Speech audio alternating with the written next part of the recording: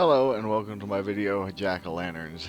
During this time of year, many homes are decorated with images of carved pumpkins, or with actual pumpkins. While this is common practice, many may not know how this all began. There are many variations of the tale, but the most common telling is the one I am talking about here. In Ireland, there was a man by the name of Stingy Jack, who had quite an interesting relationship with the devil. As the story goes, Jack invited the devil to a bar to have a drink, but true to his name, he didn't want to pay for the alcohol. Jack convinced the devil to change form into a coin so they could pay their tab and continue to drink for free. Once the devil turned into a coin, Jack put him in his pocket next to a silver cross, and this prevented the devil from turning back to his normal form. Jack agreed to free him as long as he would not bother him for a year, and upon his death, the devil would not claim his soul.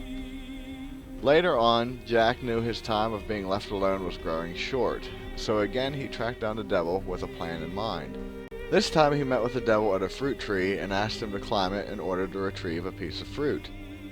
Once the devil climbed the tree, Jack carved a cross into the bark, once again trapping the devil.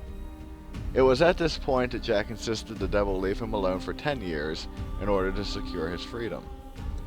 When Jack died, his soul fell into sort of a limbo, as heaven did not want him, and due to his deal with the devil, hell couldn't take his soul. After being tricked so many times, the devil refused to ease the suffering of Jack's soul, and instead gave him a piece of coal from hell that would never extinguish, to carry about in his eternal search for a home. Jack put the coal in a carved-out turnip, which was customary at the time, and used it as a lantern to wander about in the night. This specter was seen by many people, and Stingy Jack was then known as Jack of the Lantern, and then just simply Jack-o'-lantern. To this day, turnips and pumpkins are carved and set near homes in order to frighten away the spirit of Stingy Jack. I was unable to find how this would scare him away, other than maybe for the fact that he would think it was other lost souls.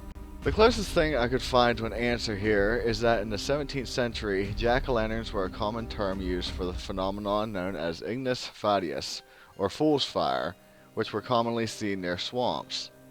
These were normally blue lights and thought to be associated with ghosts, goblins, and fairies.